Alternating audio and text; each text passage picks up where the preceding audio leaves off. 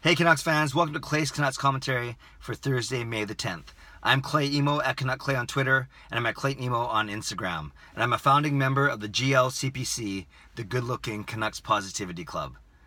Big Game 7 tonight, going to talk about that at the end of this video.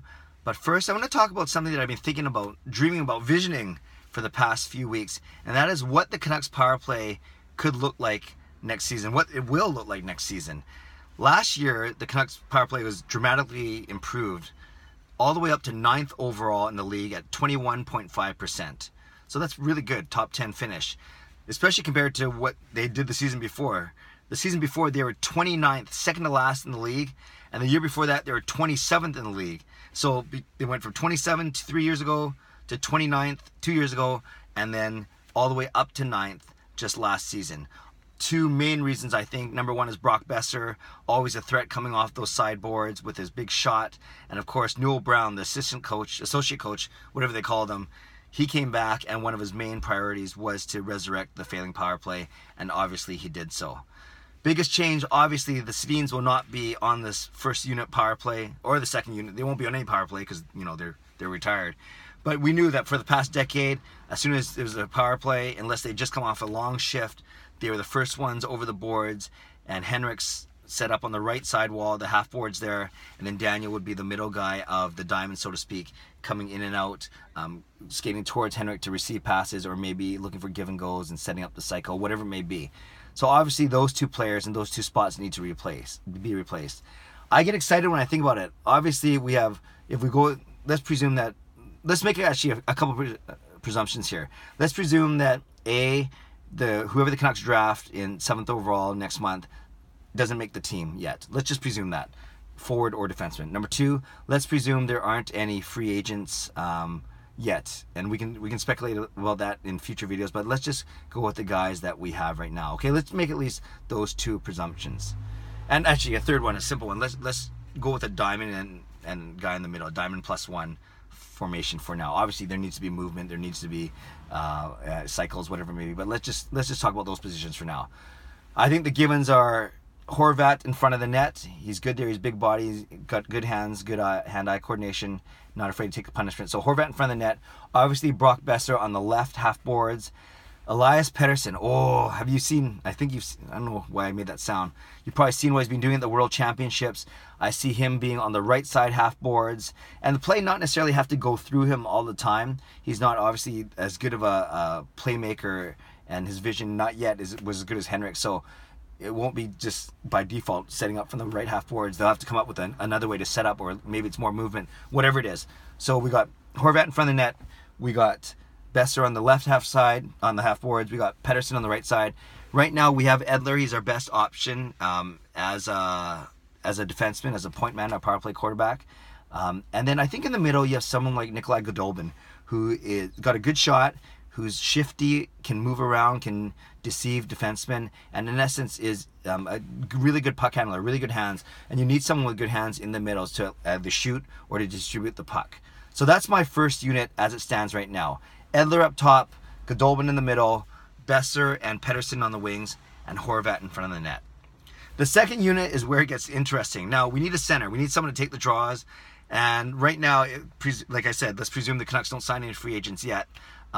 It's got to be Brandon Sutter or Adam Gaudette. One of those guys got to take the draw, right? Because those are our next two centers in our lineup. So it's either Sutter's got a decent shot. I see we've seen, especially his wrist shot, is quite good. Gaudette, we didn't get to see a lot of him in his 5-game audition last year. So we'll see what happens. But Gaudette or Sutter. Let's just use Gaudette as an example right now. So he's the center, and I would actually put him on one of the boards. I would put Louis Eriksson in front of the net. He's shown that he is good with the deflections. He's not a small player. He's not the biggest player ever, but he's a decent size. So I would put, he's got a nice hands, a nice touch in front of the net. So I'd put Eriksson in front of the net. And I'd actually put Jake Virtanen on the left half boards. He's a right-hand shot. He's got a good release. We've seen it. He misses the net a lot, but hey, we can work on that. So I'd put Virtanen on the left half side. I'd put Eriksson in the middle. I'd put whoever the center is, Gaudette or Sutter, on the right half boards. Then I would put Sam Gagner right in the middle as the middle guy, the diamond. And I say that because he either has to play there, he's got to play on the left half boards because he is a right-hand shot as well. But I'd put Gagne right in the middle, and he's a decent player. He's a veteran. He's got good vision, so I think he could do some damage. And we know that 2 seasons ago he had 50 points, and 30 of them, 60% of them, were on the power play when he played with Columbus, and that's a big reason why the Canucks went out to sign him 2 summers ago, or I should say last summer.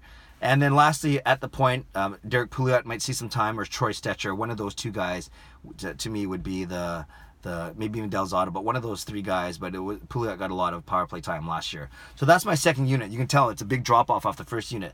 But I got Pouliot up top, I got Virtanen, and I have Sutter or Gaudette on the boards. I have Gagne in the middle, and then I have Louis Eriksson in front of the net.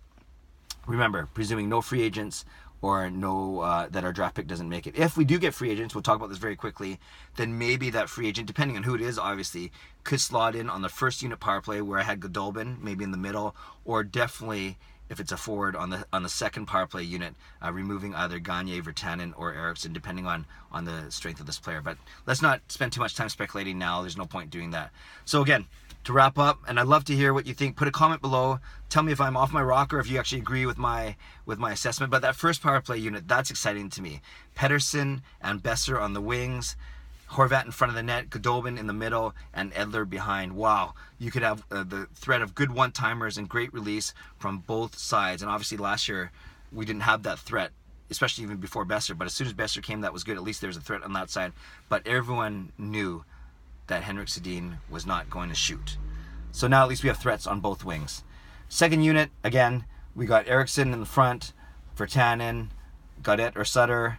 Then in the middle we have, who did I say? Oh, Sam Gagne. And then on the back, someone like Pouliot or Stecher. Again, not as strong, but is that a serviceable unit to take maybe 30 or 40 minutes? Or if there's, a quick relieve of the first unit. All right, Canucks fans, love to know what you think. Leave a comment below. I love to read and react to whatever you put down there, and I'll certainly reply to it. Lastly, this big game tonight, Winnipeg versus Nashville. It's kind of funny what hockey pools do to you. From a hockey pool standpoint, from the 2 pools I'm in, I need Nashville to win. If Nashville wins, I basically win my mom's work pool, which I told you was my $50 bet on Nashville. So again, if Nashville wins tonight, I'm already going to win that pool no matter what happens in the next 2 rounds. And for the one of my church guys, I think I'm going to win that anyways because I got Vegas guys and Tampa Bay guys, and then Nashville would just solidify kind of my standing there. So from a pools perspective, I would love Nashville to win. From a heart or patriotic perspective or whatever it is, I'd love to see Winnipeg go through. I really like the team. In fact, I like that team the most out of any team in the playoffs right now, even when the playoffs started. But from a Pools perspective, I was forced not to root for them. But whatever. I guess it's a win-win situation for me tonight, or maybe a lose-lose situation, depending on how you look at it. No, it's a win-win. And lastly, to tie this all up, to add a personal flavor, I'm actually traveling to Winnipeg on back-to-back weekends to do some speaking engagements for the Catholic Church. So I'm there. I fly out actually tomorrow at lunchtime. I arrive by 5 p.m., so I'll see what kind of state the city's in. But I'm there this weekend and next weekend for speaking gigs. And I probably won't have time to get to a game. I don't know if I could afford it. I'd probably blow my whole speaking stipend trying to get into a game. But if Winnipeg is still in the playoffs, it will just be a wonderful time, a wonderful experience to be in the city during their deep playoff run. Obviously reminiscent of what the Canucks did, 7 years ago now. If they lose, hopefully the city will still be okay once I arrive tomorrow afternoon. All right, thanks for watching this. Leave a comment below. I'd love to read and react and reply to whatever you leave below. Tell me what you think of the 2 power play units that I have laid out, and tell me who you think is going to win tonight between Winnipeg and Nashville. Have a great day. Subscribe to this channel if you haven't done so already. Appreciate it, and give this video a like if you like what I'm doing. God bless, and go Canucks go.